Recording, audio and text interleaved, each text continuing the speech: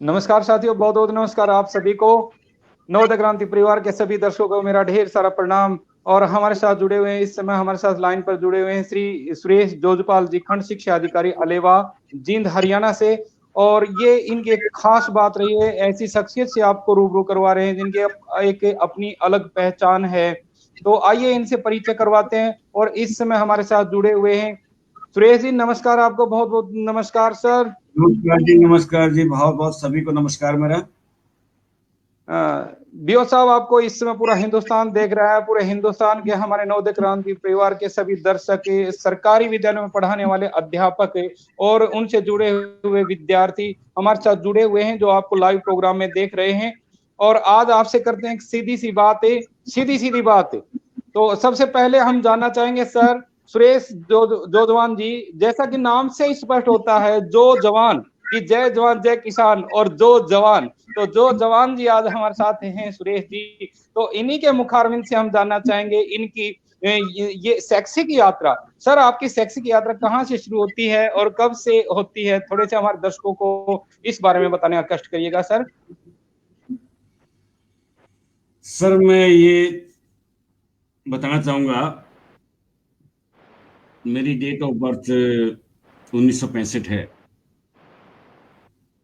और मैंने 1986 में अपनी पढ़ाई ख़त्म कर दी थी। मई के आसपास मेरा रिजल्ट आ गया था। उसके बाद 2-3 महीने मैंने प्राइवेट जॉब की। उसके बाद नवंबर 86 में मुझे गवर्नमेंट जॉब मिल गई थी एज ए साइंस मास्टर। सबसे पहले तो मैं ये कहना चाहूंगा, जब प्राइवेट कोई भी जॉब करता है आदमी, उसकी लाइफस्टाइल अलग ही हो जाती है, काम करने की, पढ़ाने की, कुछ सोचने की। मुझे वहां से बहुत कुछ मिला। उसके बाद मेरी लगन लगा लो, परमात्मा का आशीर्वाद लगा लो, मेरे पेरेंट्स का प्यार लगा लो, उनसे मुझे बहुत कुछ मिला।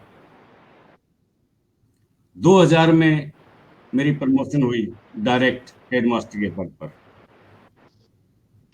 और 2006 में एज ए प्रिंसिपल में प्रमोट हो गया, सीनियरिटी वाइज।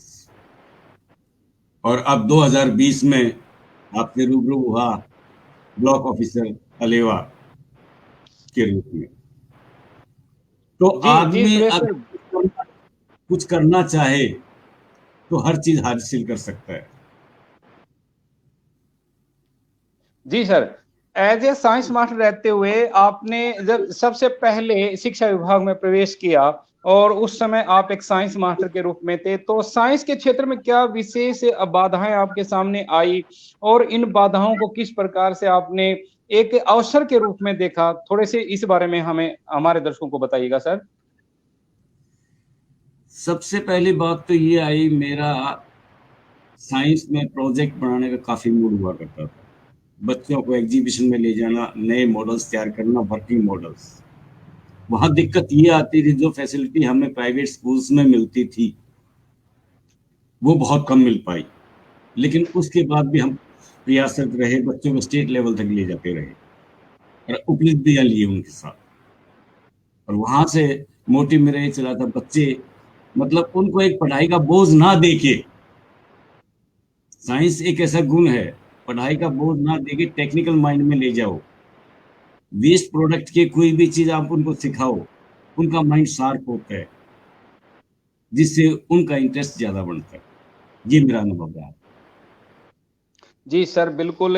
जैसे साइंस एग्जीबिशन होते हैं, तो आपके विषय में हमने काफ़ी कुछ सुना है कि इनोवेटिव टाइप के आप रहे हो, कि हमेशा नई सोच रही है और नया कुछ करने का जज़्बा आपके अंदर रहा है। लेकिन जब आप प्रिंसिपल थे, इससे पूर्व हमने जो आपके बारे में जाना कि आप यमुनानगर में किसी जी ट्रिपल एस यमुनानगर रादौर रादौर में आप बतौर प्रिंसिपल रहे और वहां पर एक प्राचार्य के रूप में किस प्रकार का काम आपने किया? क्या विशेष उपलब्धि रही वहां पर आपके काम को लेकर? सर, मैं आपको एक बात बताना चाहूंगा। मैं अपने आप को हेड कम समझता था। एक परिवार के समेत हम रहते थे। लगभग मैं जितने स्कूलों में रहा उसमें से 50% में मुझे पीटी और डीपी नहीं मिले। सबसे मेरी बड़ी कमी लगा लो या खासियत लगा लो या मेरा टेस्ट लगा लो, मैं पेयर के अंदर कम से कम 1 घंटा लिया करता था, जिसमें बच्चों को एक्टिविटीज कराना, पीटी कराना या उनको मोरल स्टोरीज के बारे में बताना, जिसके बच्चों का स्कूल के प्रति लगाव बने, ना कि भागने के प्रति। तो वो बच्चे सोचते थे कि संडे की छुट्टी क्यों हो। रादौर के अंदर मेरा बहुत बढ़िया एक्सपीरियंस रहा, आपने यूट्यूब पे भी देखी होंगी, मेरी फेसबुक पे भी देखी होंगी। लेकिन अब भी वो जज्बा है, लेकिन मुझे ये महसूस होता है अब मुझे स्टेज कहाँ मिलेगी, वो एक्टिविटीज कहाँ करूंगा। लेकिन फिर माइंड ये आता है कभी किसी स्कूल में चले जाना, छापा नहीं मारना, लेकिन उनको मोटिवेट करना कि बच्चों से एक्टिविटीज कराओ ताकि उनका इंटरेस्ट टीचर में पड़े। लेकिन एक भय होता है टीचर और बच्चे के बीच में, वो खत्म हो जाएगा तो शिक्षा अपने आप ऊपर चली जाएगी। सच्चाई ये है। मैं जी अपने ब्लॉक में बिल्कुल काम कर, सही बात है। मैं अभी रिसेंटली हमारे यहाँ योगा कैंप लगा था। कुछ तो डीपीपीटी जो आए हुए थे मेरे से एज में बड़े थे और मुझे फख्र महसूस हुआ। मैंने उनसे बोला कि पीटी करोगे मेरे साथ। मैं कहा मखा काफी दिन हो गए, लॉकडाउन है, मुझे मौका नहीं मिला।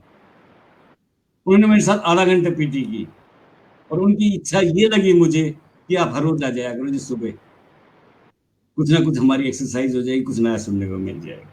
ये पूंजी कमाई है, ये आप लोगों का प्यार लगा लो। या अगर कोई किसी ने महसूस किया होगा, लेकिन मुझे नहीं लगता किसी ने महसूस किया होगा कि हम एक्सरसाइज कर रहे हैं, ये कर रहे हैं। उन्होंने पूरा आनंद लिया है। इस लाइफ को आप जैसा मोल्ड करोगे वैसी बन जाएगी। हम एक बात को ये सोचते रहे हम ये नहीं कर सकते, ये नहीं कर सकते, अध्यापक क्या नहीं कर सकता। सच्चाई तो ये है, लेकिन हम सोचते सोचते हैं, करते नहीं। प्रयास करना पड़ेगा डॉक्टर साहब, सच्चाई ये है। जी बिल्कुल सही बात कही जोधवन साहब आपने कि प्रयास से करना पड़ेगा और प्रयास के बलबूते पर ही हम वहां तक मुकाम तक पहुंच सकते हैं। और इस मामले में आपने कहीं कोर कसर नहीं छोड़ी, पूरे मन से, तन मन धन से आप इस कार्य में हमेशा लीन रहे हैं। और जो आपके विषय में जो हमने जो जाना, जो आपकी कुंडली जब टटोली गई तो कुछ विशेष बातें उभर कर सामने आई और उनमें से एक थी कि आप खुली किताब की तरह हैं। आपके अंदर ये तो मैं नहीं कह सकता, ये तो आप ही कह सकते हो, या आपसे जुड़े हुए लोग ही कह सकते हैं, या समाज बोल सकता है। लेकिन मेरा एक सोचना पढ़ते हैं है। और वहीं आप पहले वहां तक बिल्कुल पहुंचते हैं, गहराई तक जाते हैं और उसके बाद ही कोई निर्णय ले पाते हैं। क्या मैं सही हूं सर इस मामले में? ये सच्चाई है सर, क्योंकि सबसे पहले मैं ये सोचता हूं अगर कोई भी कार्य है, अगर मैं करने में सक्षम हूं तो मैं किसी को प्रेशर कर सकता हूं, आप ये कर सकते हो। अगर उसको मुझे ही नहीं पता होगा, मैं ही नहीं कर सकता, मैं ही हथियार डाल दूंगा, तो कैसे मोटिवेट करूंगा। हमारा अध्यापक बहुत बढ़िया है, सच्चाई है ये, चाहे वो प्राइवेट स्कूल का हो, चाहे कॉन्वेंट स्कूल का हो, चाहे सरकारी स्कूल का हो। लेकिन उनको वो वातावरण नहीं दे पाते हम एज ए कुर्सी पे बैठ के बोलते हैं, एज ए ऑर्डरली बोलते हैं, उनको भाईचारे प्यार मिले, उनको मोटिवेशन मिले, वो हर चीज कर सकते हैं। ये सच्चाई है सर डॉक्टर साहब। जी बिल्कुल सर। और इस काम में आपने जब भी कोई निर्णय लेना होता है तो सहयोगी जो आपके हैं, आपके हाँ हाँ, ये बात मैं कहना चाहूंगा, निर्णय मेरा नहीं होता, मेरे परिवार का होता है, जो मेरे साथ काम करते हैं, जो मेरे साथ करने के 8 घंटे बाद रहते ही हैं। लेकिन ये अपने पूंजी निर्णय पर कमाई पहुंचते है, हैं। बिल्कुल। ये पूंजी कमाई है कि जिससे भी मैं जुड़ा हूं, जो भी मेरे संपर्क में रहा है, उसको आज भी मैं कोई भी कार्य सोचता हूं, किसी भी टाइम, उनके मुंह से मैंने आज तक ना नहीं सुनी। ये पूंजी कमाई है सर। जी सर। बतौर प्राचार्य आप जहां भी रहे हैं, जिन स्कूलों में, जैसा कि मुझे पता है कि आप जींद के कुछ स्कूलों में रहे, उसके बाद एक जगह आपको यहाँ पर जो ये आपका यमुनानगर है, यमुनानगर के रादौर में भी आप बतौर प्राचार्य वहां पर रहे हो, तो बतौर प्राचार्य आपके सामने किन किन समस्याओं का आपको सामना करना पड़ा और किस प्रकार के बाधाएं आपके सामने आई और डटकर आपने किस प्रकार से उसको उसका सॉल्यूशन किया सर? इस बारे में थोड़ी सी जानकारी देने का कष्ट करिएगा। सर मेरी 35 साल की सर्विस में कोई ऐसी बाधा नहीं आई, डिपार्टमेंटल या मेरे स्कूल से या मेरे लेक्चरर से या मेरे स्टाफ मेंबर से या क्लरिकल से, क्योंकि पता नहीं परमात्मा इतना आशीर्वाद दिया है। अगर मेरे पास वो चीज है भी नहीं, अच्छा कलरक भी नहीं है, अच्छा डीपी भी नहीं है, अच्छा अध्यापक भी नहीं है, काफी ऐसे अच्छे टीचर्स थे जो मेरे कहने से जब ही आ जाते, तो बताओ मैं मेरे पास कमी क्या रही, क्या बाधाएं मानूं मैं? सारे अच्छे अधिकारी मिले मुझे। सर हम ये मानेंगे बाधाएं नहीं, एक अवसर के रूप में आपने लिया बतौर प्राचार्य। आप जहां भी रहे और जहां जहां भी गए, चाहे वो जींद की बात हो चाहे यमुनानगर की बात हो, और आपके खास बात ये है चाहे फिर से बीओ के पद पर आप पहुंचे खंड शिक्षा अधिकारी के रूप में, आप हमेशा ऑफिस की तरफ विशेष ध्यान रखते हैं। इसके पीछे क्या कारण हो सकता है सर? ऑफिस को आप 5 स्टार होटल की तरह बनाने का प्रयास करते हैं। अब अभी भी जहां पर अलेवा में आप एक खंड शिक्षा अधिकारी हैं, तो वहां आपका पूर्णतः ध्यान शायद ऑफिस की तरफ ज्यादा गया है, जैसा कि मेरे सुनने में सर आया है। देखा मैंने नहीं है, लेकिन सर इतना अवश्य है कि आपका ऑफिस जो है 4 चांद लगाए हुए है। सर अभी लगे नहीं, लेकिन पता नहीं आपके पास कैसे बात ये पहुंच गई। मेरी तमन्ना रही है, मेरी as a first appointment as a principal कर सिंधु हुई थी, उसको भी मैंने व्हाइट वॉश करा के और एक दुआ लगाई थी, अब आगे चल। श्यामलो गया, व्हाइट वॉश करा के साफ सुथरा करके आगे चल। जाजवान गया, वहां भी यही सोचा था, इसको बिल्कुल सुंदर बनाना है, आगे चल। वहां से यमुनानगर चला गया, तो वो पता नहीं मेरे परिवार वालों ने अपने आप ही व्हाइट वॉश करा दी, तो मेरे मुंह से ये सर निकला। जो जौजवान साहब, जौजवान साहब, क्या ऑफिस को बेहतर बनाकर उसी में ध्यान आकर्षित करना बेहतर है, या विद्यार्थियों के अंदर ना कोई ना, शिक्षा का विशेष स्तर सुधार कर हम और अच्छा बना सकते हैं? सर मेरी नेचर यही है, अगर हमारा आउटलुक अच्छा होगा, हमारा घर परिवार अच्छा होगा, हमारी रहने की व्यवस्था अच्छी होगी। मैं तो स्कूलों में जाता हूँ, उनको यही बात बोलता हूँ, आप डिमांड कीजिए बैठने का वातावरण, रहने का, देखने का, ये अच्छा लगेगा तो बच्चा अपने आप आएगा, वहां कुछ ना कुछ सीखेगा। अगर कुर्सी मैली पड़ी है, धूल मिट्टी है, टीचर भी नहीं बैठेगा, क्या पढ़ाएगा? ब्लैक बोर्ड पे पेंट नहीं हुआ, क्या लिखेगा वो? सफाई से स्टार्ट होता है। अगर उसको ऐसा माहौल हम क्रिएट करेंगे, अपने आप आएंगे। मेरे ब्लॉक में है ईश्वर सिंह जी, उनकी नेचर से मैं इतना प्रभावित हुआ, काफी दिन में मिले मुझे। पहले उनको कोरोना हो गया था, उसके बाद मिले मुझे। उन्होंने मेरे स्कूल में इंडिया का मैप भी बना रखा है, उनका स्कूल देख के आया मैं। तो मैं ये चाहता हूँ जहां मैं रहूं मेरा ब्लॉग, अब मेरी तमन्ना आपने छीन ली, वैसे पता नहीं कैसे पहुंच गया आपके पास। ये तमन्ना थी है कि ये डिस्ट्रिक्ट का जो बीओ ऑफिस है, ये लगना चाहिए वास्तव में।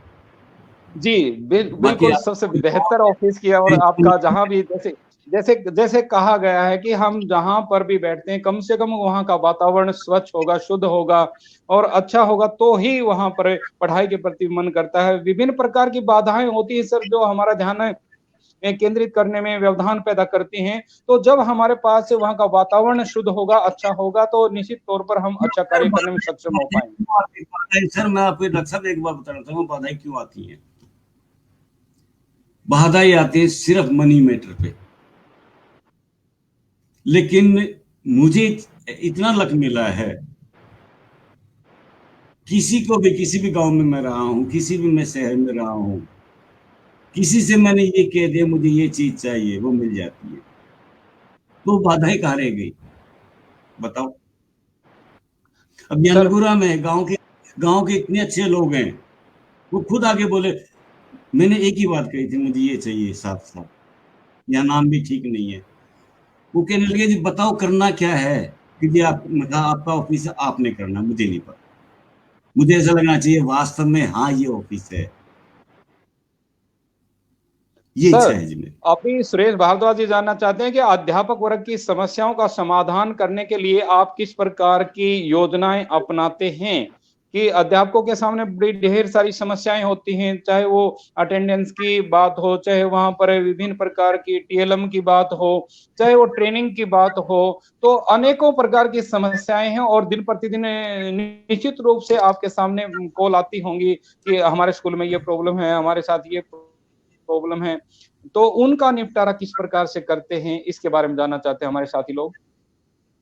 तो भारद्वाज जी, मैं आपको शायद आप मेरे से परिचित भी होंगे।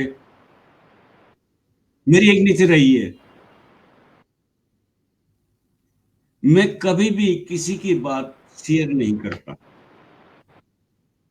हेड और टीचर्स की आपस में छोटी मोटी नोक-झोंक हो जाती है, मैं मानता हूँ, क्योंकि मैं उस सीढ़ी से निकला हूँ, एक मास्टर लेवल से निकल के ऊपर आया हूँ, मुझे सारी कहानी पता है।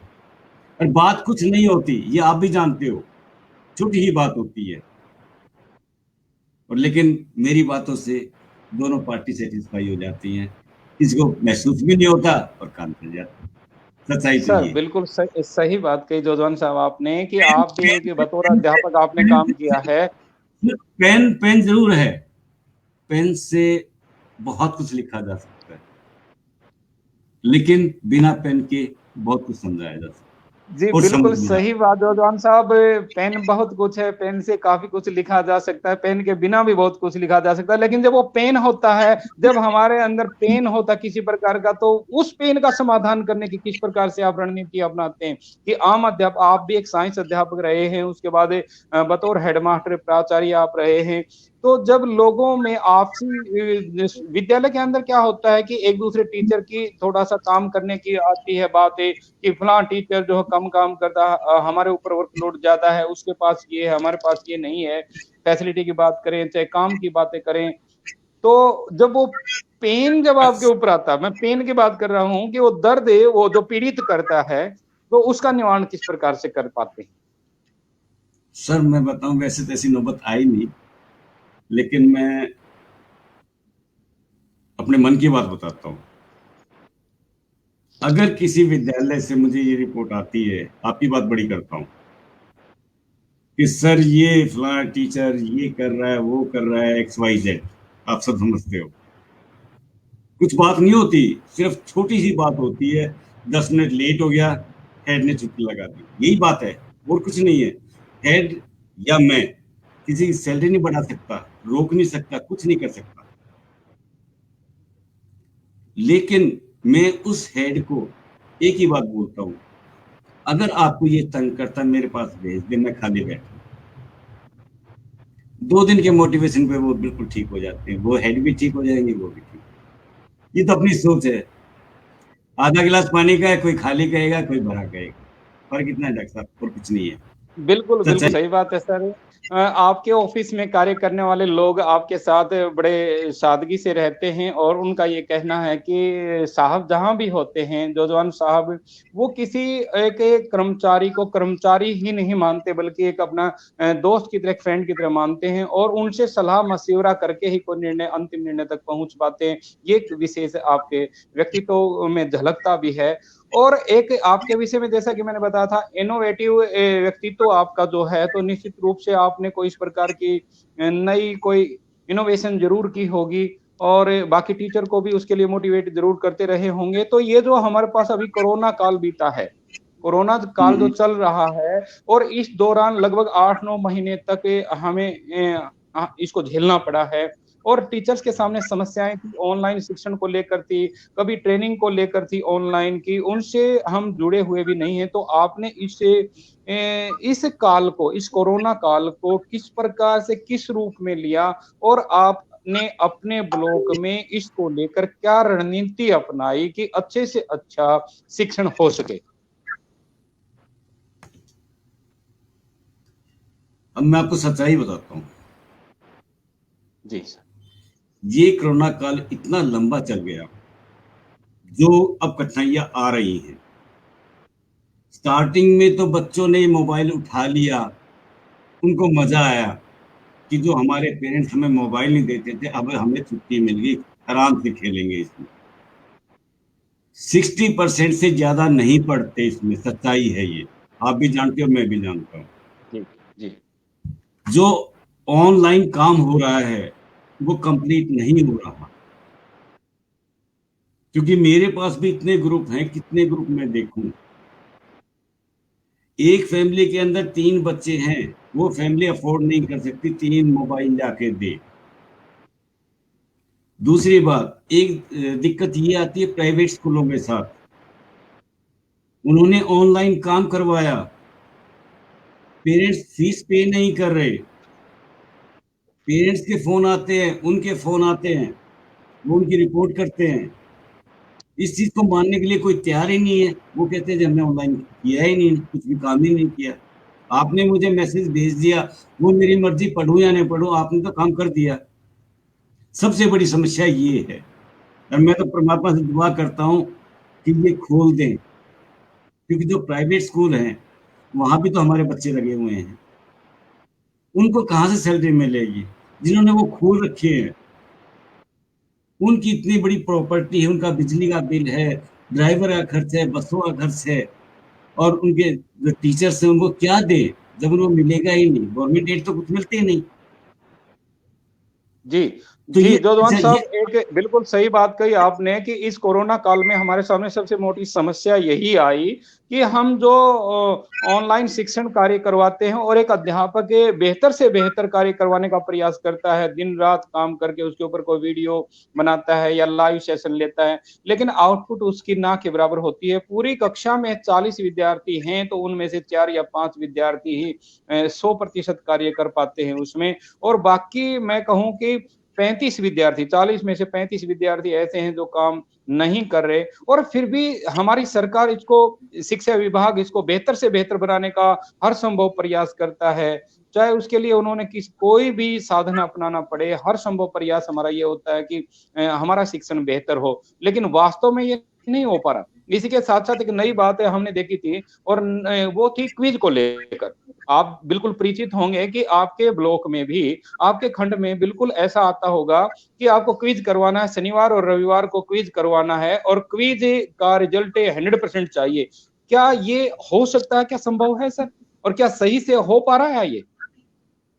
सर, इसके बारे में तो मैंने बहुत प्रयास कर लिए, खुद स्कूलों में जाके टीचर्स को बैठा के उनसे सारे मोबाइल पे करवा लिया, लेकिन फिर भी नहीं हो पा रहा। हमेशा 5वें 6ठे 7वें इस नंबर पे रहते हैं, छोटा ब्लॉक है मेरा। इतना प्रयास करने के बाद भी मैं हारा नहीं, लेकिन मुझे महसूस होता है टीचर्स मेरे काम कर रहे हैं, लेकिन बच्चों को ऐप दे दिया, वो खोल के भी नहीं देखते, कोई कनेक्शन ही नहीं रहा। पहले थोड़ा खोल दिया था, लेकिन सरकार भी डरती है, किसी बच्चे को इस बीमारी से कुछ हो जाता है, स्कूल वाले भी डरते हैं, हम भी नहीं कह सकते बच्चों को बुलाओ। सच्चाई तो ये है। सबसे बड़ी प्रॉब्लम सर हमारे अध्यापकों के सामने इस समय ये आ रही है कि क्विज की बात करते हैं तो हम अध्यापकों के ऊपर कई बार तो ऐसे अधिकारी जो हम अध्यापकों के ऊपर ये थोपने का प्रयास करते हैं कि ये क्विज आपको कंप्लीट करके सेंड करना है।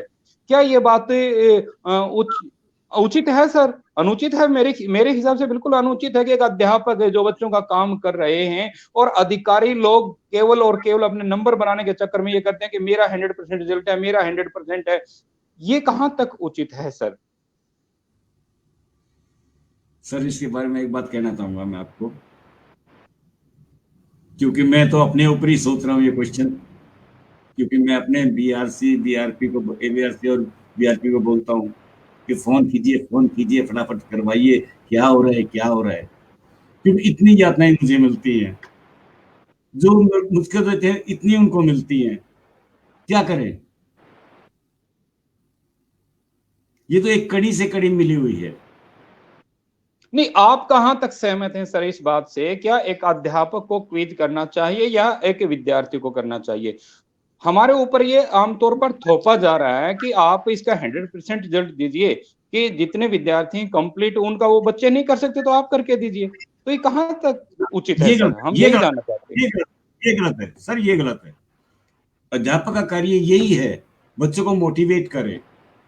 लेकिन वो एक क्लास में 40 स्टूडेंट्स हैं, 40 के पास कैसे फोन कर सकता है वो? 40 में से अगर 20 भी करता है, 20 में से 10 मिलेंगे, 10 नहीं मिलेंगे, कॉल वेटिंग में मिलेंगे।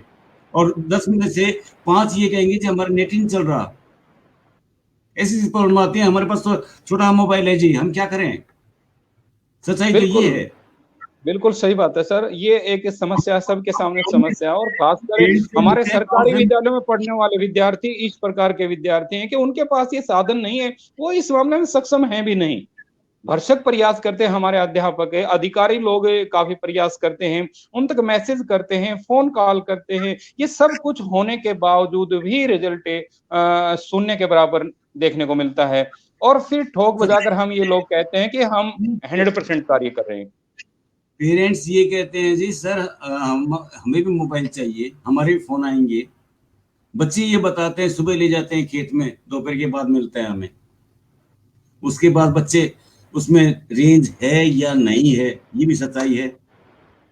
अब मैं भी जब गूगल मीट करता हूँ, जब वीडियो कॉन्फ्रेंस करता हूँ, मेरे अलेवा में नेट नहीं चलता इतना, अपने घर करता हूँ। अब बताओ ये कौन बताए? वहां एक दिन करने लगा था, चला ही नहीं, जैसे प्रॉब्लम आ गई उसमें, कभी बीच में बंद हो जाए। तो हम मीटिंग भी नहीं कर सकते। जो रूबरू आमने सामने बैठ के हम बात कर सकते हैं, वो इस पे वीडियो कॉन्फ्रेंस में नहीं हो सकती। अब 100 के जी, ग्रुप में बिल्कुल अगर आईसीटी जो है हमारे लिए सहयोगी है। एक ये जो इंफॉर्मेशन टेक्नोलॉजी है, ये व्यक्ति के लिए एक सहयोगी के रूप में हो सकती है, लेकिन एक व्यक्ति का स्थान नहीं ले सकती, निश्चित रूप हाँ से हाँ उतना नहीं कर सकते। इसके लिए तरह-तरह की प्रॉब्लम है। चाहे हम अपनी ही बात करें, आज ऑनलाइन ये कार्यक्रम था, तब भी बिल्कुल बीच में प्रॉब्लम आ गई थी, और जिस वजह से आज ये देरी से हम कर पाए। तो बच्चों के सामने तो लाज़मी है कि इस प्रकार की प्रॉब्लम निश्चित रूप से आती ही रही होंगी। ख़ैर हमारे टीचर जो है, अधिकारी हैं, अध्यापक हैं, वो बेहतर कार्य इसके लिए कर रहे हैं, और दिन-प्रतिदिन जो इसका रिज़ल्ट आ रहा है, वो और अच्छा दिन-प्रतिदिन आ रहा है।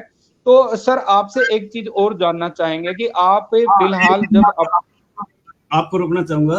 ये ब्रजेश जी। पांडे जी ने बहुत बढ़िया लिखा है, इन्होंने एक कमेंट दिया, इन्होंने बहुत अच्छा लिखा है। ये सच्चाई है पांडे जी, कि जो आंकड़े ऊपर जाते हैं, आपकी बात को मैं सत्य करता हूं कि जैसे आपने कहा कि टीचर्स को फोर्स किया जाता है, आप करो, हमें नहीं पता, पूरी होनी चाहिए। ये सच्चाई है कि जो आंकड़े जाते हैं वो एक्चुअल नहीं जाते। मैं तो नहीं मानता। जो काम बच्चे द्वारा किया जाना है, क्या वास्तव में वो बच्चे द्वारा होता है? नहीं। हम, हमारे टीचर्स या बच्चे, कोई भी हम टॉपिक डालते हैं, कंप्लीट कोई नहीं देखता। कोई वीडियो डाल दी फॉरवर्ड करके, बस just to see movie, knowledge तो सर, नहीं है। इसके लिए आपने और क्या रणनीति अपनाई है कि हमारा रिजल्ट भी अच्छा रहे, और इसके लिए आपने कौन सी रणनीति अपनाई कि हमारे विद्यार्थियों का रिजल्ट भी बेहतर रहे, परिणाम अच्छा आए और अच्छा हम उन तक पहुंचा पाए? आपके मन में क्या विचार आया, किस प्रकार से क्या रणनीति अपनानी चाहिए हमें? मेरे विचार में तो ये है, जैसे 8वीं और 10वीं के मंडी से स्कूल खुल रहे हैं। 10वीं 12वीं से। 10वीं 12वीं के, सॉरी, 10वीं 12वीं जी। के, अगर हमारा अध्यापक वर्ग उनको मैक्सिमम शिक्षा दे सके, समझा सके, भले ही कम, यानी उनका जो सत्र पहले 60% पे था या 50 पे था, वो आज के टाइम पे 10% या 20% पे आ गए। वो सारी चीजें भूल गए हैं, क्या करना है क्या नहीं करना, उन्हें कुछ भी याद नहीं। अब सच्चाई है ये, ब्लैंक हो गया। जैसे हम कोई काम ना करें तो हम भूल जाएंगे। तो उनको इतना मोटिवेट करें, कुछ कम ही कराएं, लेकिन जितना कराएं सॉलिड कराएं, तो हम सर सर, अचीव। कुछ हमारे अध्यापक साथी हैं इस समय जो है ना, एक मोहल्ला विद्यालय के रूप में कार्यरत हैं। चाहे मैं मेवात की बात करूं तो हमारे साथ कुसुम मलिक जी हैं, एक प्राध्यापिका हैं। वो मोहल्ला पाठशाला के रूप में बड़ा तेजी से काम कर रही हैं। तो यदि हमारे सभी अध्यापक इस प्रकार की रणनीति को अपना लें, तो थोड़ा बहुत बच्चों तक हम निश्चित रूप से पहुंचा पाएंगे। जहां पर हमारी ऑनलाइन शिक्षण व्यवस्था कमजोर है, तो इस प्रकार के कार्य करके हम उसको और बेहतर बना सकते हैं, इस काल को अच्छा बना सकते हैं सर। ये बात तो बहुत बढ़िया है, यही बात तो मैंने कही। अगर टीचर्स एफर्ट्स करता है, अगर वो अपना टाइम निकालता है, अपने बच्चों से ज्यादा उन बच्चों को समझता है, तो अध्यापक कुछ भी कर सकता है। हम तो पेड़ लगा सकते हैं, फल कौन खाएगा वो परमात्मा जानता है। फल तो बच्चों को ही मिलना है। लेकिन जी ये सोच कहाँ से आएगी? उनके पेरेंट्स से आएगी, क्योंकि बच्चे को नहीं पता होता कुछ भी। वो तो मटर गश्ती कर रहा है अब 8-9 महीने से। पेरेंट्स भी तंग आ चुके, लेकिन उनके पेरेंट्स उसको समझाएंगे कि ना वहां जा। टाइमिंग हमारा 3 घंटे का रखा है। अगर बच्चा ये चाहेगा, क्या अध्यापक उसको भेज देगा? वो बच्चा कब रुकेगा? जब उसके पेरेंट्स उसको दबाव देंगे, नहीं तुम्हें ये काम करना है। सबसे अहम भूमिका अध्यापक की नहीं होती, पेरेंट्स की होती है सर। मैं अपने माँ बाप को अब भी सलाम करता हूँ, उनके चरण स्पर्श करता हूँ, जो इस ओहदे पर पहुंचाया मुझे। सच्चाई है, उनकी मार मैंने खाई है, उनकी डांट मैंने खाई है, जो यहाँ बैठा हूँ। ऐसे माँ बाप सबको मिले, सलाम हूँ। जी जी बिल्कुल जोधवन सच्चाई। साहब कि माता पिता जो अभिभावक हैं वो बच्चे का थोड़ा सा भी ध्यान रखेंगे और विद्यालय में बच्चों को समय पर भेजेंगे और थोड़ा सा ध्यान रखेंगे कि ये काम कर रहा है कि नहीं कर रहा, तो हम बहुत अच्छा काम उसकी आउटपुट अच्छी दे सकते हैं।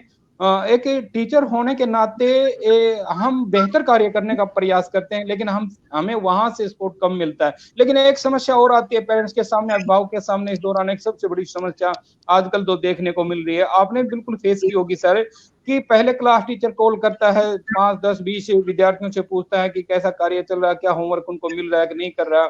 उसके बाद डाइट के जो हमारे असिस्टेंट प्रोफेसर हैं वो पूछते हैं, एक बीओ हाँ, पूछता है, प्रिंसिपल पूछता है, जिला शिक्षा अधिकारी पूछते हैं। तो इस प्रकार से पेरेंट्स लास्ट में झुंझलाट कर गुस्से में और नकार देते हैं, वो फोन सुनने तक की कोशिश नहीं करते। ये इसको कहाँ तक देखते हैं सर आप?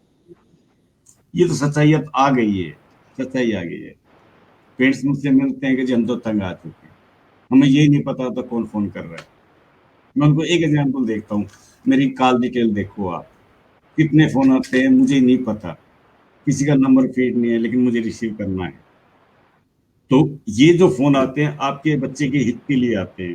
अगर आप गुस्सा करोगे, किसका लॉस होगा? जो सच्चाई है कम से कम पेरेंट्स बता सकता है बच्चे की, और किसी को नहीं पता होता। ये रीजन है सर। नहीं, किसी के पास जी इतना टाइम नहीं है, मैं फोन करूं या आप फोन करो, किसके पास टाइम है? अपने काम नहीं होते पूरे। जी सर, जोधवन साहब बिल्कुल सही कहा आपने। और अभी जैसे कि मंडे से स्कूल खुलने की अभी तैयारी चल रही है, और स्कूलों के खुलने से पहले जो दूसरी जो तैयारी हमें करनी थी, जो टेस्ट की हमारे लिए बाध्यता थी कि कोरोना टेस्ट करवा कर आएंगे, 72 घंटे से पुराना टेस्ट नहीं होना चाहिए। आज रविवार हो चुका है और कल से हमारे स्कूल खुलने जा रहे हैं, अभी तक किसी भी बच्चे का, किसी अध्यापक का कोरोना टेस्ट नहीं हुआ है, क्योंकि वो पीएचसी सीएचसी में इस प्रकार की तैयारियां अभी तक नहीं है। तो इस बारे में आपका क्या मानना है सर? हम किस प्रकार से, क्या उन बच्चों को एंट्री दे पाएंगे या नहीं दे पाएंगे? सर उसके लिए जो मैसेज हमारे पास आया था वो हमने डाल दिया था, लेकिन हमने पर्सनली हर एक स्कूल में मैसेज ये दे दिया था कि अपने स्कूल को 2 दिन तक सैनिटाइज कर लेना है सारा कंप्लीट। एंट्री उस हेड के ऊपर है कि कौन सा वो टेस्ट वगैरह देखते हैं या नहीं देखते। वो क्या रिपोर्ट आती है वो आपके सामने आ जाएगी। जी सर। अब जैसे, अब मैं बताता हूँ, फैमिली आईडी का चला है। फैमिली आईडी कंप्लीट करने के लिए हमें 30 नवंबर दी थी। दिक्कत क्या आ रही है? दिक्कत हमारे टीचर्स तो स्कूल में जाते हैं, लेकिन पेरेंट्स नहीं आते वहाँ। उसमें पेरेंट्स के साइन चाहिए। फोन करने के बाद गवर्नमेंट स्कूल में बोल देते हैं जी खेत में गए हुए हैं या बाहर गए हुए हैं। प्राइवेट स्कूल के लिए क्या दिक्कत आती है, वो ये बोलते हैं सर हम फोन करते हैं ना, वो उठाते ही नहीं, वही सोचते हैं फीस मंगा रहे हैं। हमने कई बार किसी दूसरे नंबर से किया, हमने कहा एक बार स्कूल में आ जाओ, आपके साइन चाहिए, वो फिर भी नहीं आते। तो प्रॉब्लम तो आई है, बहुत प्रॉब्लम आई है, और हमारा काम भी बढ़ा है, जी क्यों हमें भी ये जी देखना पड़ता जहां है प्रॉब्लम आई यहाँ है, पर। जी, जहाँ-जहाँ हाँ, प्रॉब्लम आई है, वहाँ-वहाँ अवसर भी पैदा हुए हैं। हमारे अध्यापकों ने आईसीटी के ऊपर काफ़ी काम करना शुरू कर दिया है। ऑनलाइन शिक्षण के बारे में जो बहुत कुछ नहीं जानते थे और आज जो समय की माँग है, उसके ऊपर काफ़ी कुछ काम हम कर रहे हैं और बेहतर से बेहतर करने का प्रयास कर रहे हैं, उसके रिज़ल्ट भी आ रहे हैं। अध्यापकों की ओर से कहीं कोई कमी ऐसी मुझे नहीं लगती, लेकिन दिक्कत ये है कि हम बच्चों तक, क्योंकि हमारे पास जो बच्चे हैं वो इस प्रकार के बच्चे हैं कि उनके पास ये साधन सक्षम नहीं है वो। हम प्रयास से उसके लिए बेहतर से बेहतर बनाने का काम कर रहे हैं। और सर आपसे ये जानना चाहते हैं कि आप नवोदय क्रांति परिवार से इस समय जुड़े हुए पूरा हिंदुस्तान आपको देख रहा है, हमारे अध्यापक आपको सुन रहे हैं, देख रहे हैं। उनके लिए आप क्या संदेश देना चाहेंगे कि इस ऑनलाइन शिक्षण को बेहतर किस प्रकार बनाया जा सकता है? इस कोरोना काल को अच्छे से किस प्रकार से सदुपयोग इसका किया जा सकता है? बहुत बढ़िया क्वेश्चन आपका। मैं तो इस बारे में एक बात कहना चाहूंगा, ऑनलाइन का मतलब क्या है? ऑनलाइन का मतलब ये नहीं है हमने वर्क दे दिया, काम खत्म हो गया। नहीं, हमने कोई भी क्वेश्चन दिया है, कोई वीडियो डाली है, कोई भी उसमें आपने हेल्पफुल कोई भी चीज डाली है, उसका आउटपुट लो उन बच्चों से। जिस ग्रुप में आप डालते हो, कम से कम 10% बच्चों से उसकी जानकारी लो, इसमें आपने क्या देखा। आप उसका आंसर मत बताओ, वो बच्चे बताएंगे। फिर आपको ये फील होगा, अगर 10% बच्चे भी आपको ये बताते हैं तो आपको ये रियलाइज होगा उन बच्चों ने वो चीज पढ़ी है। तब तो ऑनलाइन का बेनिफिट है। वो आउटपुट कहां से निकलेगा? हमारे करने से नहीं निकलेगा। सच्चाई है ये। जी, जी, बिल्कुल चाय सही बात है बनानी है सर। तो गैस जलानी पड़ेगी, पानी डालना पड़ेगा, दूध चाय चीनी पत्ती सब डालनी पड़ेगी। लेकिन यही मैं कह रहा हूं कि चाय बोल देना आसान है, क्वेश्चन डाल देना आसान है, वीडियो डाल देना आसान है, कि हमने अपनी ड्यूटी पूरी कर दी। हमारा नैतिक कर्तव्य है, जब तक वो कम से कम 40 बच्चे हैं, 10 बच्चों ने भी बता दिया तो हम अपने आप को सफल मानेंगे, हमने काम किया। लेकिन होता क्या है, मुझे काम मिला, वहां से उठाया डाल दिया, उसको मिला मेरी कॉपी की डाल दिया, बाद में पूछता कॉपी कौन है? पेस्ट कॉपी पेस्ट ज़्यादा चल रहा है सर। और ये भी है सच्चाई कि है। अगर अगर ऑनलाइन काम करना है, अपनी वीडियो बनाओ, उनसे उनसे शेयर करो बच्चों से। उसमें ये नहीं एक थोपते रहो, ये चीज है, ये चीज है, ये चीज है। थोड़ा उनको हंसाते भी रहो, मनोरंजक भी बनाओ उसको, उनका दिल लगे, हाँ आपकी वीडियो देखनी है, सर की वीडियो देखनी है, आज मुझे कुछ ना कुछ सुनाएंगे मुझे। आते स्टार्ट हो जाओ, हाँ ये सर किया वो किया सर फलाना सर किया। ये नवोदय क्रांति परिवार इस समय एक नई मुहिम लेकर चल रहा है कि सबके लिए सरकारी शिक्षा बेहतर हो हमारी शिक्षा, सबके लिए सरकारी शिक्षा बेहतर हो हमारी शिक्षा। तो आप इस बात से कहाँ तक सहमत हैं? क्या सबके लिए सरकारी शिक्षा उचित है? सर मैं सरकारी का मतलब नहीं समझ पाया।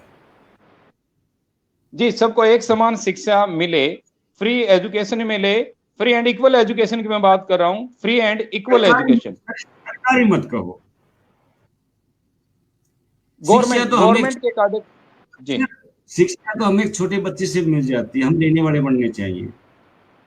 आदमी कितना, मैं आज भी सीखता हूँ। मैं ये सोचूं मैं बीओ बन गया तो मुझे छोटे से नहीं पूछना, बहुत कुछ सीख लेता हूँ। छोटा बच्चा बहुत कुछ सिखा देता है। मुझे मोबाइल के बारे में नहीं आता, कभी हैंग हो जाता है बाहर बैठ जाता हूँ, कोई बच्चा आता है वो एकदम ठीक कर जाता है। इसको हम सरकारी नहीं कहेंगे, किसी भी संस्था से हो। अध्यापक का नैतिक कर्तव्य है कि बच्चे की कमियां ना देखे, अगर कुछ जगा सके तो उसमें एक ज्योति जगाए, उसमें एक स्किल पावर पैदा करे, जो उसमें ना भी हो कि तुझे ये बनना है, ये नहीं करता तो ये जरूर कर, उसमें इंटरेस्ट बनाए।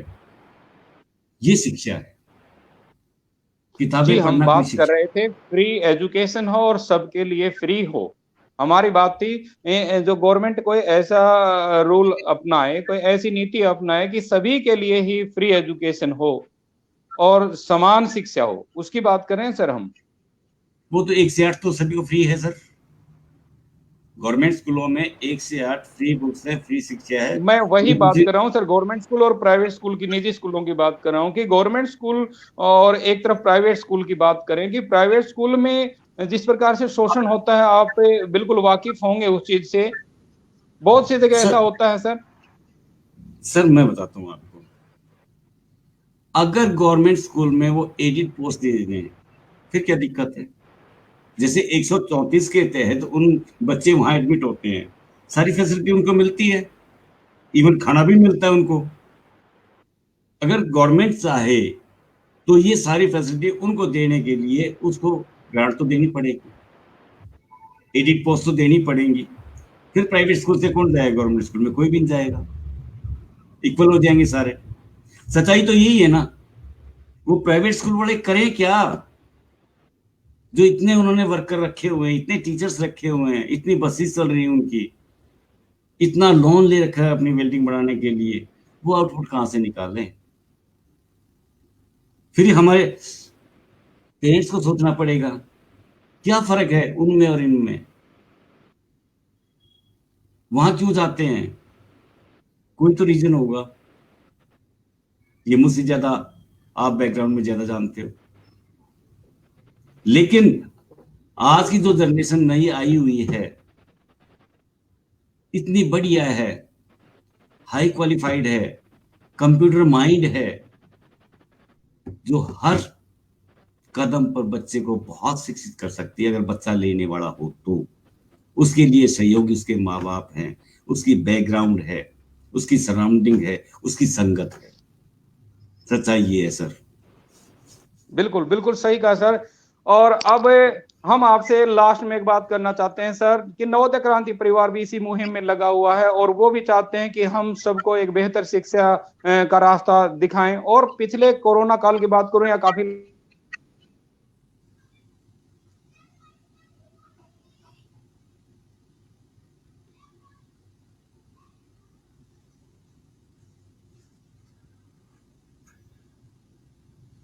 आपकी आवाज कट रही है सर, डॉक्टर कार्य साहब। करने का प्रयास।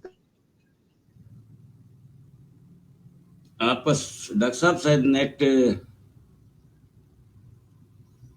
नेट गया आपका सर।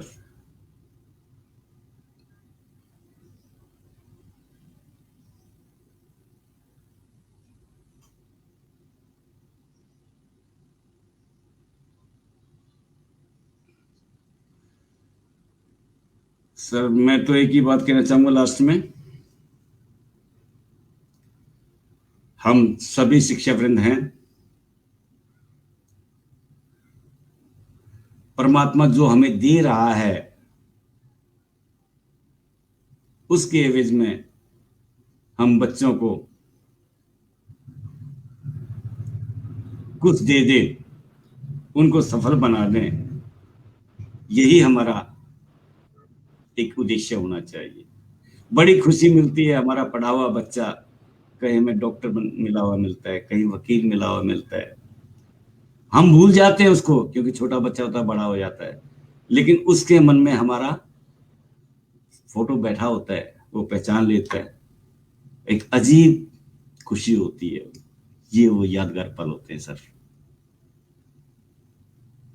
हाँ डॉक्टर साहब। जी सर बिल्कुल। आपका बहुत बहुत धन्यवाद सर, आज आपने काफी अपना कीमती समय दिया नवोदय क्रांति परिवार के साथ, इस प्लेटफॉर्म पर आप जुड़े। और मैं धन्यवाद करना चाहता हूं नवोदय क्रांति परिवार के फाउंडर संदीप ढिल्लों जी का, जिन्होंने अपना इस प्रकार का एक प्लेटफॉर्म मुहैया करवाया कि हम अध्यापकों सभी बच्चों तक एक अच्छी से अच्छी नई कोई भी बात होती है पहुंचा सकते हैं। तो आपका पुनः धन्यवाद करता हूं सीधी बात में जुड़ने के लिए। और फिर मिलते हैं किसी विशेष के अधिकारी के साथ अगली बार, अगले फिर से मिलते हैं एक दूसरे अधिकारी के साथ। आप बने रहिए हमारे साथ इस सीधी बात कार्यक्रम में। नमस्कार, धन्यवाद, जय हिंद, जय भारत। सभी को अग्रिम वर्ष की अग्रिम बधाई, नमस्कार। Thank you.